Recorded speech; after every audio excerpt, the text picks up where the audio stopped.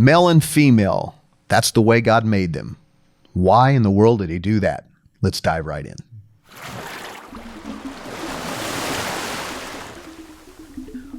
James, on the last podcast, we ended by discussing the sex roles of men and women, but we were really just dealing with their creation, how God created them male and female. And we didn't really dive into how our world today splinters off the word gender and tries to see it as something different than a person's sex. So a person can have multiple ways they identify as so far as male or female or whatever else they want to come up with.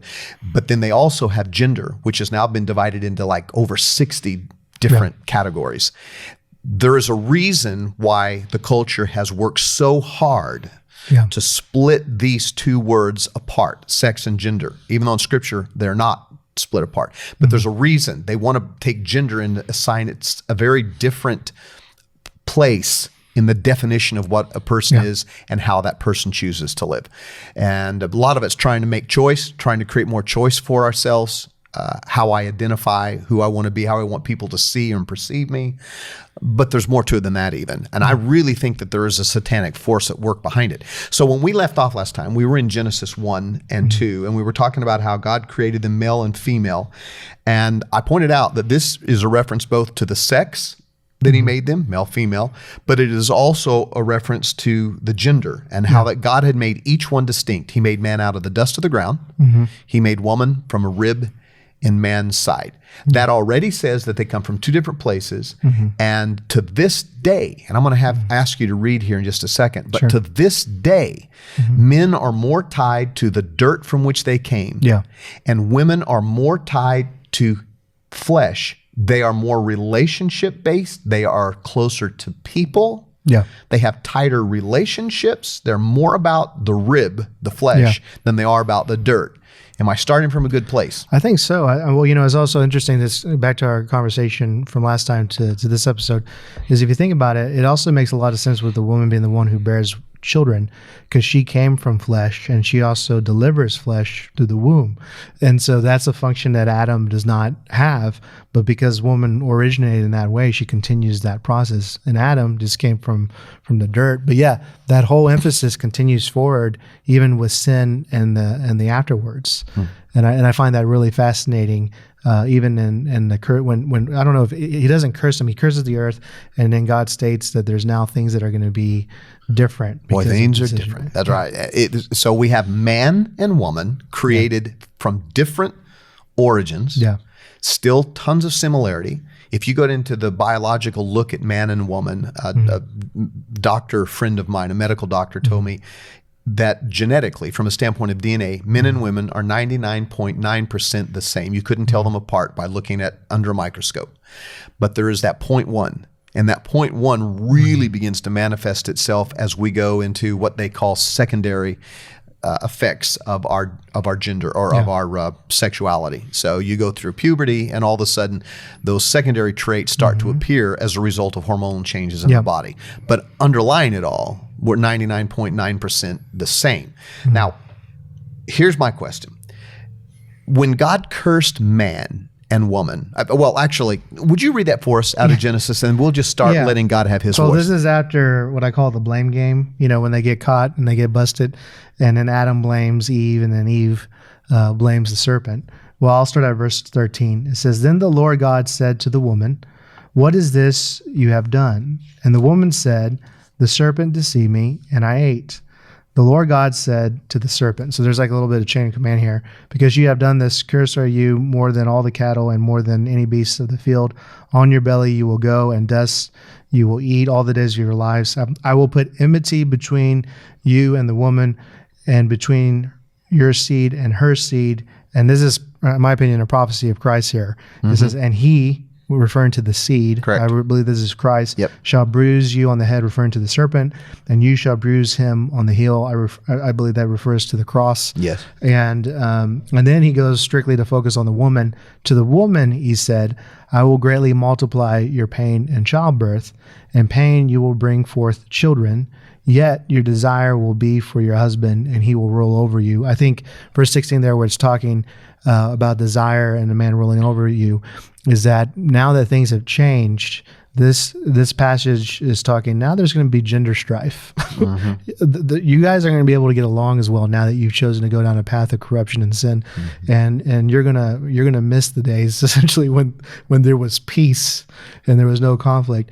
And then verse 17, then Adam, he said, because you have listened to the voice of your wife and have eaten from the tree about which I commanded you, saying you should not eat from it. Notice this, cursed is the ground. So he curses the ground. He doesn't curse Adam. Curses the ground because of you, and toil you will eat of it all the days of your life. Both thorns and thistles it shall grow for you. So it sounds like he's making it even more difficult to work it. And you will eat the plants of the field. By the sweat of your face you will eat bread till you return to the ground, because from it you were taken, for you are dust, and dust you shall return. Wow. So that lengthy reading points out that even in those curses, in my opinion, as I look at them, you see that the curses are different. Now, why is there a different consequence to the man than there is to the woman? Well, the reason is because of the roles that they naturally had already. In other words, he didn't multiply childbirth pains for the man. Guess why? No, there's no birth. There's no birth process. And thank goodness. Then, exactly. And then you look at the curses that are on the ground that really are the place that man draws the living from. This is where food and sustenance comes from. And that's man's job in this arrangement, is primarily on this side of the fence. By the way, people always look at Proverbs and say, well, wait a minute. The last chapter, doesn't it speak about the excellent wife? And, she did all of these things in the secular world. She planted a vineyard and she was a businesswoman and all of that. I don't think that is in any violation of the order that God set up at first. It's not so much about who tends the grapes and who doesn't tend the grapes.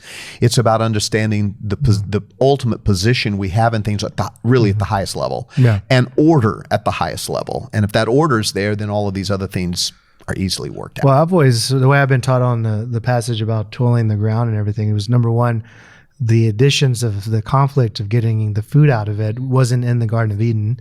Food was accessible. You didn't have to work hard to make sure that you got it, right? But that, to me, this shows also the emphasis that you even see the Apostle Paul referred to as the man being the provider. He who does not provide for his household is worse than a heathen. Is that there does seem to be a divine expectation on man to take the responsibility of being the main provider for the household. And it seems to really start here, because in the garden there wasn't really a need to provide for household, because the food was already freely given and there was no work needed to live off of the land. That's right. And it seemed like the environment was much more gentle. We have no notes in Genesis that they built a lean-to or a house. It's like they just existed in perfect harmony with nature, never got too hot or too cold. Boy, would I like to have that environment. But so even these curses are tied to some of the earliest manifestations of gender differences. Would you agree with that? I mean, very clear. So you have the curses that are associated with the consequences to her are, again, all more in the lines of people and life. Pain in childbirth, desire shall be toward your husband, the conflict of the genders, as you've spoken of there. All of those things are more in the wheelhouse. Now, again, there are no absolutes in this. There are some women who are more manly and some men that are more feminine in their traits. And by that, I mean, they may be more compassionate. They may be more apt to express emotion, some men, than others. But generally speaking, you're right to assume that the male is the harder of the species, of the race. Women are the softer of them. In other words, more related to people. Men generally don't like to talk very much. They're normally very quiet, and women are generally the opposite. I probably violate that one, my wife would tell you. Especially when you have a podcast. But here are the curses. And then you got man. His consequences are related to dirt.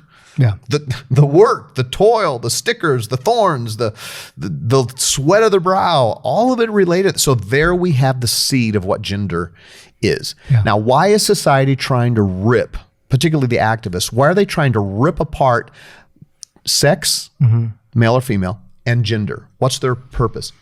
Well, to me, I think if you really step back and you look at, the curse of woman, the curse of man, it has fundamentally, it's an order to the structure of life and family. Mm-hmm. You know, what is the expectation of a man? What is the expectation on a woman? And our society today is trying to completely neutralize differences, and which is kind of contradictory in its term, because what makes a man and a woman different is differences, you know, or unique. What makes them unique is differences, that a woman is not a man is not a woman. And that seems to be fundamental. But in our culture today, it's that we're trying to make woman the same as man. Well, once you do that, then what is, you know, what is that? I mean, there's people who, there's even the documentary that came out, What is a Woman, that got a lot of attention, and all these type of questions that we're having to ask now because of what has happened in our culture. And you know, you go back, 50 years, and you tell the people in the 1960s or 70s that this would happen in the future, I'm pretty sure they would laugh and say, no way. There's no way you guys would ever get confused. Exactly. Yeah, that's right. Well, and as they pointed out on that particular documentary, even in other cultures, they laugh at us because we can no longer figure it out. We're not advanced in that regard. There's a passage in 1 Peter 3, verse 7 that says that husbands should live with their wives in an understanding way as with a weaker vessel. That's a verse that's come under a lot of scrutiny because it seems as though he's saying women are weaker people. But that's not what he's driving at all. He's talking about their purpose, their role, and it's not weaker as in less valuable or necessarily even more fragile, as though they can't handle as much. But they handle different kinds of things. They're made for a different purpose. So the word vessel there is a real interesting word. I'll give you two places where it's used in the New Testament, and it's used very differently, but it's the same exact word. You remember when Jesus is on the cross in John 19:29, and they bring sour wine to him? It says that they dipped the sponge in a vessel of sour wine, a jar. So it's used to refer to a fragile jar that holds sour wine. But then it's used in Acts 27:17 for the word that we would translate like a sea anchor. It's an implement. It's a tool. And so the same word vessel is used in both places. And my observation is simply this: the fact that she's called a weaker vessel just means she's in, we might say more, you can't use a jar as an anchor. It doesn't make a good anchor, and an anchor doesn't make a good jar. Now, you might figure out some way to make it work, fill the jar with dirt and throw it overboard. I don't know. But it's not, there is an intended purpose. It doesn't work as well. And I think that that's what Peter's driving at. We need to see that we each have a role. Don't try and push each other into roles we don't. Well, I think, and I think we've had conversations about my generation, millennial generation, where there has been an intent to really downplay the idea of marriage and kind of put marriage in a negative light. It's true. Even having children in a negative light. But when you hold up family and children high, the differences between man and woman become more obvious. And if you think about fundamentally, if a man and a woman decide to have a family of like 5 or 7 kids, which is a pretty big family, there's going to be a lot of times when the woman is physically not able to do things because of carrying a child for 9 months, delivering the child. There are several moments where the man has to come in and really take care of her because of the physical requirements of, birthing a family. Right. And then the breastfeeding that takes place almost every 2 hours, that takes a lot of time. That means she's not able to do a lot of things. And Spoken like a man who's lived it recently. Recently. So the man has to come in and fill in the gap and provide and take care of his family because someone is having to attend to the children more because biologically she has to provide food for that child. See, the argument is that's cultural. That's a social construct. Men ought to be doing that anyway, just like the women, and should relish in it. But James, we are not built for that task as well as the woman is. I could substitute, but I'm a bad substitute. Well, not only biologically, or physically, but in every other way. Well, and in just looking at the child and mother experience, the child, the way that God intended, lives off of the mother's breast milk for almost a year. that is a level of intimacy and necessity of each other that the man just doesn't have with the child. Yeah. When, like you said, it goes back to being relational. That biological difference of the woman providing milk for the child creates a deep-rooted intimacy with the child that is different because of a sex identity difference. And to me, that's something that we can't downplay. But when I read verses like that weakness necessarily is not a negative. If someone is more vulnerable, that's not necessarily a negative. Sure. It's just a matter of fact. Well, the reality. vulnerabilities are a result of the design that God put in us. So men have more. Do you realize that men, I'm talking about right now in our world, are more likely to die young, more likely to have dangerous jobs, more likely to be injured, more likely to be imprisoned, all kinds of areas. Jordan Peterson points a lot of this out in a number of his more podcasts. likely to die first. More likely to die first. Yeah. So that is our vulnerability. And I like that word better than weakness, because vulnerability points out it's not necessarily that I'm not as strong as the other sex. It's more I have a vulnerability in certain areas. Yeah.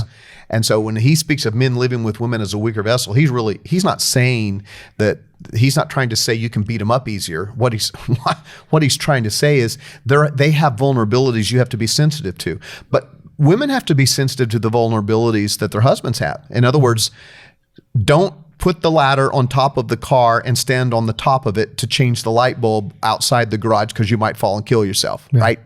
Now that's a real rough example, but you get what I'm saying here. Women do have to protect some of the vulnerabilities of men and help us understand. Well, and going back to what I was saying, when you have a culture that's trying to make marriage bad, stay away from family, you don't want kids, right? Then the conversation just becomes career, right? Yeah. And men and women on the working field, that becomes the main focus. Boy, you're right. You know what I'm saying? And so, but when you hold up family and marriage high in a culture, that radically does change the day-to-day operations of each individual. It does. I think Paul, even though I don't have the note written down here, I was thinking about how Paul says, that women are to be keepers at home. Yeah. And that's another passage that has had a lot of... it's offensive to many. Very offensive to many people. And I wish it wasn't, because, my goodness, it's the bigger role. It's the better role. So every time someone gripes about it, and some men gripe, I wish I wasn't the man. I wish I was a woman. I wish I didn't have this role. I wish I had a different role. I would like to identify as a couch potato. That's my gender, right? Yeah. Some guys might say. And by the way, I wouldn't want to do that, but some may make that argument. Well, the point is, the way you are made was designed by God. And look, gender is a choice.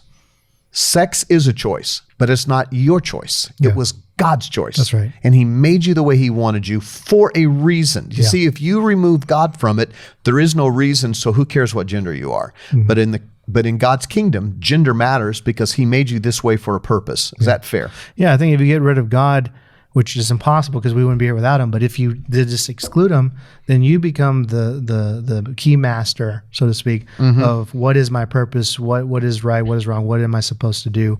And in a sense, you become your own God, and you replace the true God with what you want. So trying to move the genders around is the equivalent of trying to mess with the divine order. That's right. And that is exactly what Satan did at the very, very beginning with the first temptation.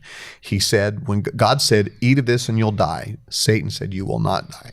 Yeah. You will instead be like God. There's the change in the order.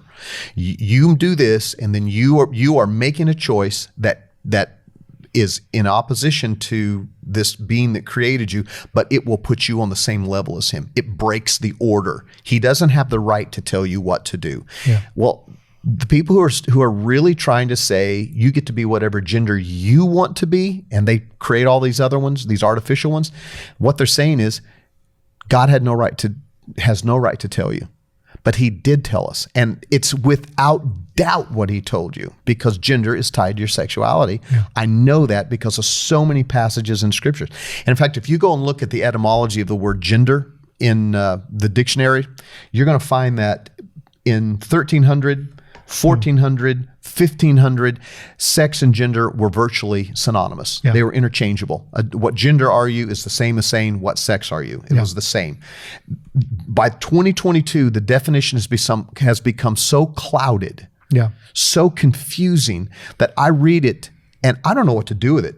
Can I read it from the Go World for it. Health Organization? Sure. Listen to this. It says, gender refers to the characteristics of male and female that are socially constructed. That's the key phrase they want you to think of. They want you to believe that it's manufactured by society. Yeah. Then it says, it includes behaviors and roles associated with being male and female, as well as relationships with each other. It is a social construct. It varies from society to society. They've just completed a number of studies, and they're discovering that sociologists thought, oh, the gender roles will be enormously different from culture to culture. You know what they're finding out? They're virtually identical. There's hardly any differences in them. Yeah. They are more exaggerated in some cultures, but men are men and women are women in virtually every culture. And they'll naturally fall back on that if they are not coached to go to a different place. So if you, what a difference. 1,300, two people that share are people that share different traits. Yeah. 1,400, the distinction based on sex as male or female. 1,500, sex and gender are the same, but gender is used more frequently because sex started to take on kind of an erotic value. Yeah. And then 2022, oh, no, we made it all up. It's just a function of what people think they are forced to do. I still think you have to carry it back to Genesis. Yep. Because in Genesis, God chose both for the Christian. The world may be confused about gender, but if they are, it's because I think it's largely because they have lost track of God. You put God back in the equation, the question's answered. Yeah.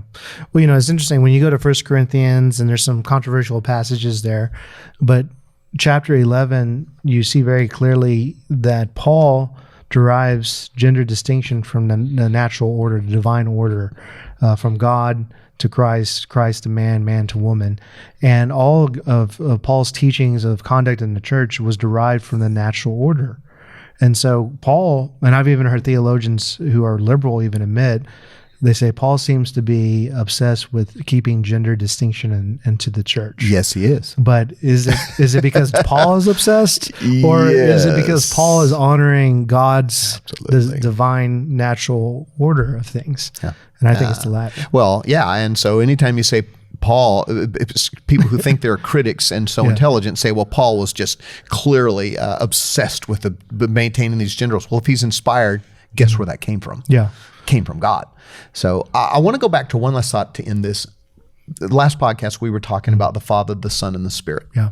And how that in Genesis 1, it says, let us make man in our own image. And that the Father, Son, and the Spirit together say we're going to make man like us, in image and likeness, like us. So we are really one with God in that regard. And then we pointed out that in Genesis 5, when Adam's children are born, it says that he had children in his own likeness and image. So it ties right back in. So all of procreation, everything that happens after the creation of man, all of the rest of the births that have happened, they've all been in the same order of, I am intimate with my spouse. We have a child. This child is not just in my likeness and image, but he's also in God's likeness and image. That's right. As you said, it's a triune relationship. Yes. God being at the top of that peak. All right. If I go back and I think about the Father, the Son, and the Spirit, wouldn't you have loved to have been part of that conversation when it was determined the world would be created? And before the foundations of the earth, they'd already decided that there would have to be a death, that Christ would come. That's right. Now, if that is the case, that being the case, then here's my question. What do you think the conversation was like when they were saying, okay, well, who's going to do what in all of this? Everyone's got a job here. Father, well, I'll be the authority. And the question is, who's going to take the nails? Yeah. Who gets to be the one that goes down there? Who gets to die? Who gets to take the nails? Yep. Do you think they were all three going, I'll go? I mean, I'm sure they were. I'm being a little bit facetious here, but seriously, it was a determined role that Jesus would be the Son, that he would come and die. Now, question, did he have a lesser role or a higher role? Or in reality, is it all the same role? I don't know if you can even want to take a stab at that. While you were talking, I was just thinking about Paul's instruction on marriage with the great mystery revealed that out of the triune of marriage, the one who's supposed to take the nails is the husband. And it says that. Yes. That the husband's supposed to die for the wife, meaning that there's a distinction of gender right there that Paul's pointing out. Ephesians 5. Is man specifically is asked to die like Christ did for the church, he's supposed to be willing to die for the woman. He doesn't ask the woman to do that. Yeah.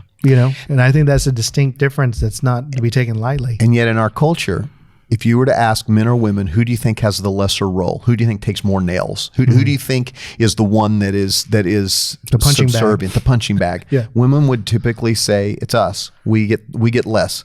We have a role that is not as public in worship, 1 Corinthians 14. We are restricted. It says, do not allow a woman to teach or to exercise authority over man, but to remain silent. That seems tough. She is under the rule of her husband. You quoted that last podcast from Genesis chapter 2, or 3 rather, as part of the curses. Yeah.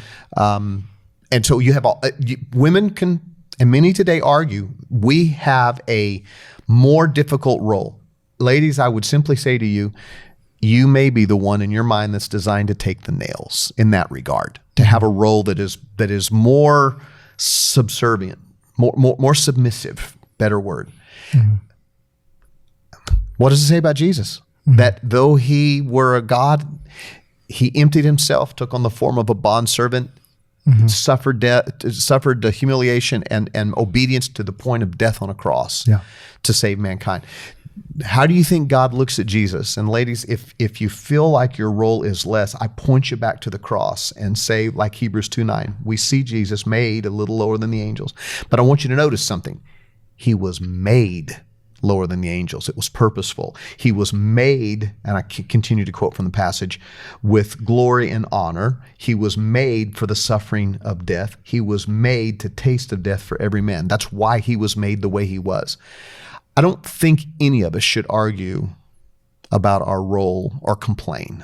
I think that's where we get in trouble with God. Well, I mentioned earlier that, the man is required to die for the woman. In certain contexts of marriage, there's an expectation there. But in Christianity, we're all expected from Christ himself, from God, to bear our cross. And so whatever hardship we think we have, we take that with open arms, saying, well, this is part of the cross that I bear and the walk that I have with Christ. This actually helps me to be more like Christ when I struggle and I suffer. We take negative things and we make them evil, but really negative things, if you take it to the cross, can be a life-changing opportunity to conform you closer to the image of Christ himself. Am I wrong to say that God made every single person listening to this podcast, every person on earth, he made them perfectly designed by either making them male or female, by putting them in the environment that they're in, by giving them the talents and abilities he gave them, by giving them the roles, the gender role that he gave them. He made every single person perfectly designed for what he intended for them to do. And if you ever feel out of step with what you are in your flesh, it's not that the struggle is that you've got out of step with God. It's not that God is out of step with you. Is that amen. accurate? All right. Well, this wraps up 2 messages that we've had, 2 podcasts on the subject of gender and human sexuality. And I hope that it will challenge you to look deeply within the Scripture. The Bible does not leave us without an answer to the question, am I a man? Am I a woman? And what is my role? Keep searching. God's there to give you the answers. We'll see you next time.